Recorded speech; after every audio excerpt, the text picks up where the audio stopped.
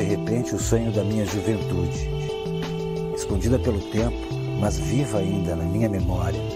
As transformações, angústias, valores, a minha essência, reproduzida em uma película de cores e sons, perfumes, medos, espinhas, vontade de ser e ter o mundo, a namorada dos sonhos, a coragem impiedosa, o vigor da mente, do corpo, de todos os componentes que fizeram desta fase uma lembrança eterna do meu viver.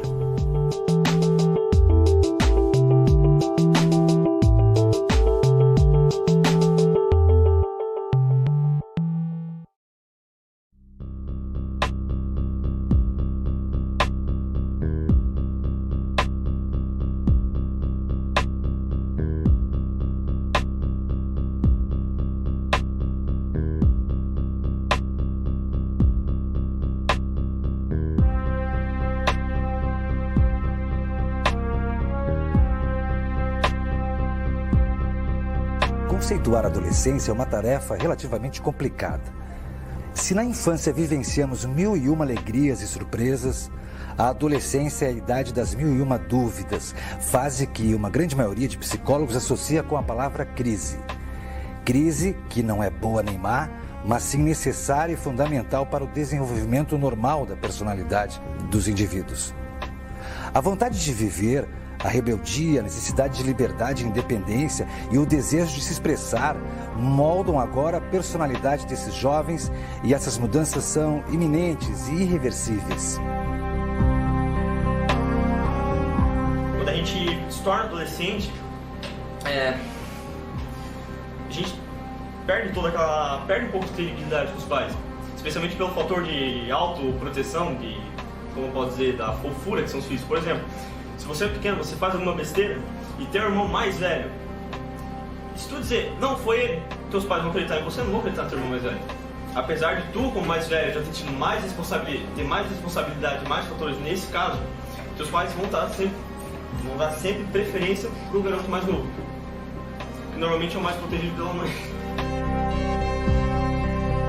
A menininha doce, pacata e amedrontada, o menino gentil, servil e prestativo, agora já não existem mais.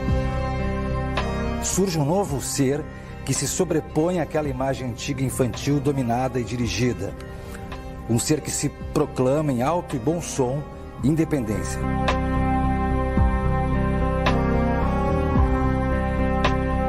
Hoje em dia, ser jovem é difícil. Hoje o mundo inteiro vê o jovem como às vezes o centro dos problemas, né? Parece que quanto mais eu cresço, eles mais me tratam como criança, porque não me deixam sair, me tratam igual um bebezinho de 3 anos. Toda alteração emocional, por mais estranha que pareça, deve ser considerada, num primeiro ponto de vista, como normal. E anormal neste período é o jovem que tenha um equilíbrio emocional estável. A adolescência, ela é tida como momentos patológicos de crise, né? E se a gente for pegar a palavra crise, para os chineses crise, é interessante saber que eles usam 2 ideogramas para definir o que é uma crise. Eles a conceituam como perdas e oportunidades. Das certezas de criança, as inúmeras dúvidas da adolescência, uma delas é a credulidade em Deus e nas religiões. É comum, gente, nessa fase, observar um jovem passar por períodos extremamente místicos e outros de extremo ateísmo e descrença absoluta. É muito vago falar que a gente foi criado de um ser maior que pegou, criou isso, criou aquilo, botou na terra e pá. Uma dessas características que é descrita no livro da professora Arminda Berasturi é a questão das crises religiosas. Nesse momento agora, o jovem se depara com uma questão que é básica. A gente morre, a gente vai morrer. Essa questão de ter que morrer e ver gente morrendo à sua frente, isso leva o jovem agora a pensar nessas questões de religião, principalmente nas funções que a religião tem e a pergunta que, de repente, todos nós temos: Deus existe? Se não existe Deus, com certeza não existia vida. Eu acredito muito em Deus. Eu comecei a ver o meu ponto de vista. Porque como assim surgiu Deus? Da onde surgiu Deus? Eu acho que o que a gente vive hoje assim foi Deus que fez. Eu fico pensando, se Deus fosse tão bom, por que ele deixa a humanidade sofrer tanto assim? Diante do fato de considerar agora a morte como fato real, o jovem reflete sobre a existência ou não de Deus e qual o papel das igrejas. Acho que placa de igreja não salva ninguém, não diz nada se vai para o céu, se é salvo ou não. Deus é um só. E a religião é a primeira que divide a sociedade, então não acredito em religião nenhuma. As igrejas mais ortodoxas e com mensagens mais conservadoras não atraem mais nossos jovens. Muitas já perceberam este fato e mudam suas estratégias para atrair mais jovens para seus cultos. Eu não tenho nada contra os católicos, eu respeito essa religião, só que quando eu ia, eu não sentia a presença, assim. Eu dormia na missa, o padre falava, eu ficava dormindo, eu não prestava atenção, assim, eu ia mais forçado. Eu tenho amigos ateus e não é porque eles são ateus que eles são menos um ser humano, menos maus. Eles não são maus, só não acreditam em Deus. Isso vai de cada um, de cada coração. Aceitar Deus, uma religião. Tudo é a base de Deus, eu acho, eu acredito nisso.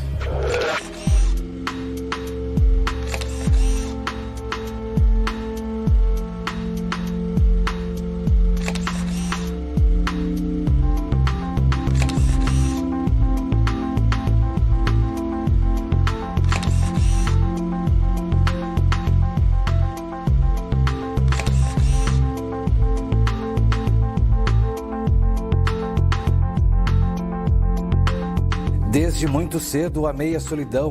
Isso não quer dizer que eu fosse um solitário, ao contrário, sempre tive amigos. A amizade é coisa que só cresce da solidão.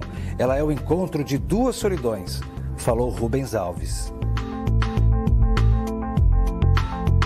A questão da solidão é um comportamento típico do adolescente. Quando você vê um jovem solitário, sozinho, pensando, na verdade é um autismo positivo que ele está fazendo. Ele está repensando os conceitos, a filosofia, seu modo de ser. Às vezes eu quero ficar sozinha só comigo. Às vezes eu penso na vida, né? Às vezes eu penso, mas será que existe mesmo? Não sei. A realidade do adolescente agora impõe uma necessidade de renúncia ao corpo infantil, aos pais da infância e a uma identidade criativa de criança. Esta flutuação entre ser e não ser nem criança nem adulto leva o jovem a vários sentimentos de frustração e, de certa forma, acaba levando o jovem a um refúgio interior.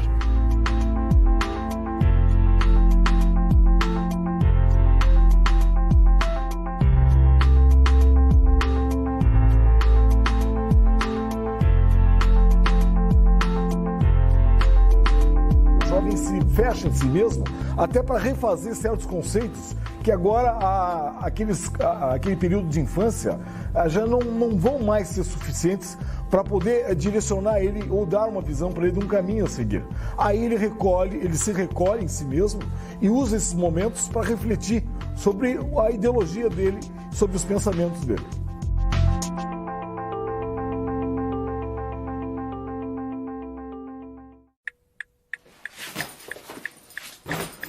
O tempo na adolescência tem conotação diferente do normal. As urgências são urgentíssimas e certas tarefas, em especial as escolares, sofrem atrasos irracionais. A noção de tempo para o jovem é o chamado tempo existencial, o momento do aqui e do agora. O passado já foi, o futuro virá, o presente já é. Fenômenos de depressão e luta acompanham este período da vida. No mesmo instante, o jovem é tomado por sentimentos de extrema alegria para, no momento seguinte, ser tomado por uma tristeza profunda.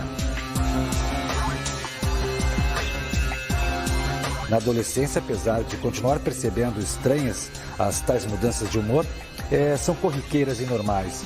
São o que denominamos microcrises, maníaco-depressivas. A Ana Freud, a própria filha do Freud, ela relata que quando ela se depara com adolescentes, é difícil você ter um limite do que é normal e o que é anormal.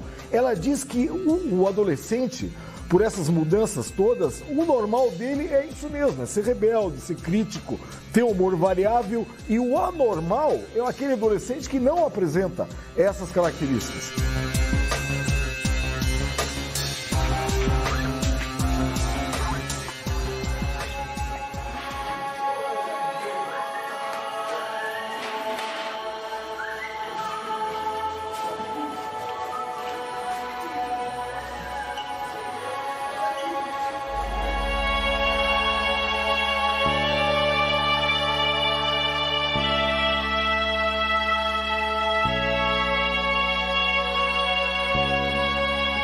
levantamento da ONG Plan Brasil com jovens alunos de escolas privadas e públicas em todo o país, constatou que 34,5% dos entrevistados já sofreram bullying e 70% já presenciaram atos de bullying.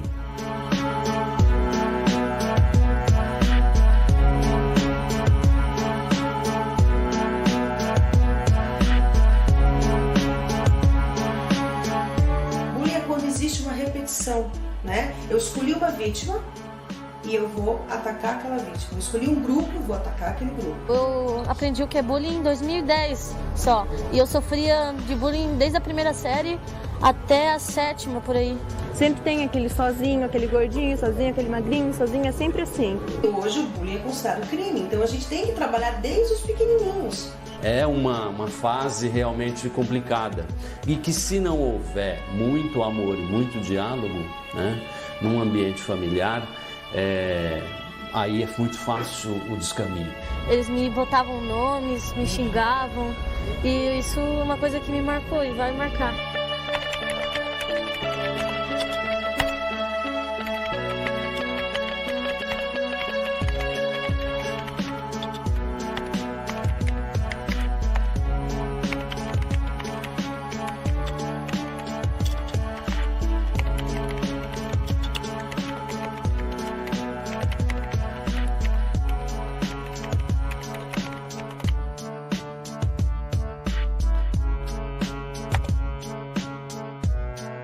Eles vão para casa, eles tiram fotos, eles fazem, colocam na internet, aquilo, de repente o mundo inteiro está sabendo.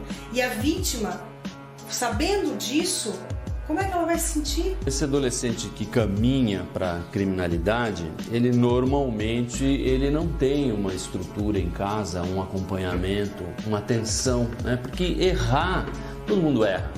E sobretudo nessa fase. Eu sou meio gordinha, então eu sofria muito. Eu acho que é uma falta de respeito até com a pessoa que faz o bullying. Se não existe um trabalho dentro da escola preventivo, as crianças não sabem que bullying é crime, que está dentro do Código Civil, que, né, afeta a dignidade da pessoa humana. Eles não sabem disso, né? Que pode ser feito um boletim de ocorrência contra o agressor e que esse boletim vai gerar todo um processo contra ele, se for de menor e a família. Eles não sabem disso.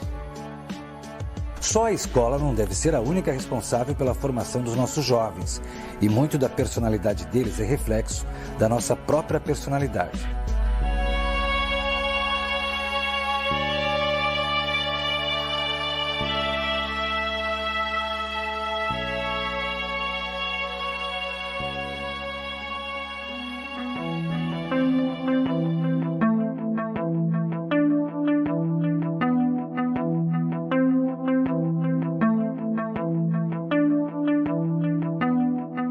Se na infância nossos pais são super-heróis e infalíveis, agora os ídolos são outros e grande parte das características de personalidade dos pais, observadas por seus filhos, agora não servem mais de exemplos, mas sim para fazer um contraste com a sua personalidade. Na frente dos seus pais, você é um tipo de pessoa. Na frente dos seus amigos, você é praticamente bem diferente. O jovem agora, por gosto, tendência musical, tendência de roupa, tendência ideológica, ele se junta a grupos que têm a mesma ideologia que ele segue. E aqueles jovens, aqui naquele momento, eles chegam a representar muitas vezes muito mais do que a própria família para o jovem. É muito doído para quem é pai e mãe perceber esse afastamento que é natural, faz parte do crescimento psicológico e desenvolvimento pessoal. O jovem precisa agora ter nos seus pais um porto seguro e um diálogo construtivo.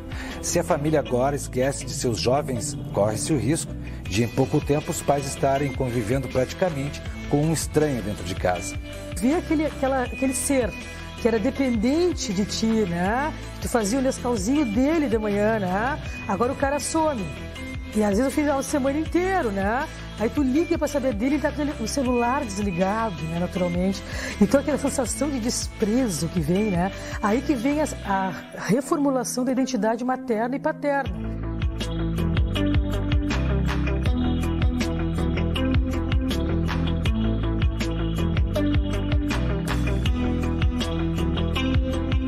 muito daquela intimidade, das conversas mais íntimas dele, ele não vai ter mais com o pai, com a mãe. Ele vai ter agora, ele vai procurar os amigos para ter esse tipo de conversa. Antigamente, a crise era a menina ir comprar um sutiã na loja. A crise era essa, né? Como é que eu vou falar pra minha mãe que eu tenho que comprar um sutiã? Hoje a crise não é mais essa. Hoje a crise é falar pra minha mãe que eu beijei na boca. Hoje a crise é falar pra mãe que eu tô apaixonada. Hoje a crise é falar pra mãe que eu quero transar, não sei como é que eu vou dizer isso pra ela. Às vezes eu me amo mais com meus amigos do que com meus pais. E antes era o contrário.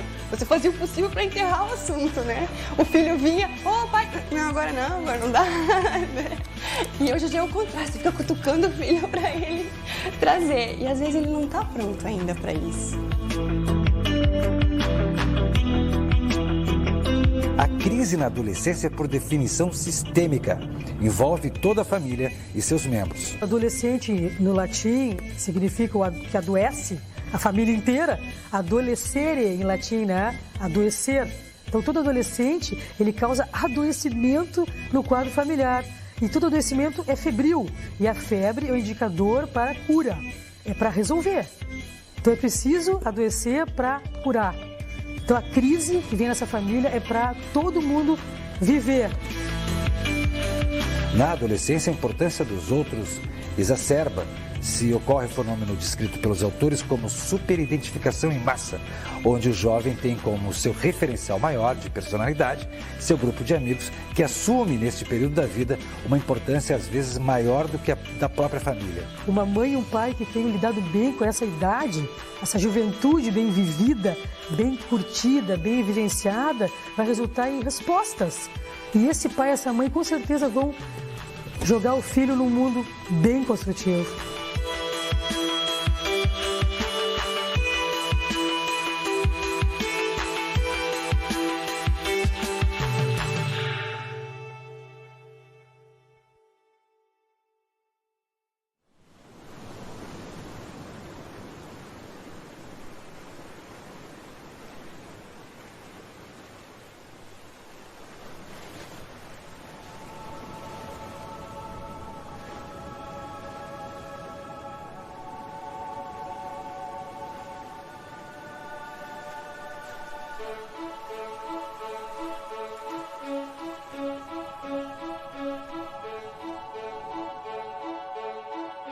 Como é bom te reencontrar, minha juventude. Eu consigo ver os corredores da inocência de sua alegria de viver. Seu corpo, que em mim suas marcas deixaram. Como é bom de rever. Seu sorriso maravilhoso, iluminando meu ser. Mas quando me dissestes que velhinha querias viver, eu não acreditei e quis morrer. Agora vejo que errei em não acreditar, pois você nunca me abandonou. Repousa em mim o frescor da sua mente. Não sinto mais saudades, percebo que a vida nos uniu novamente.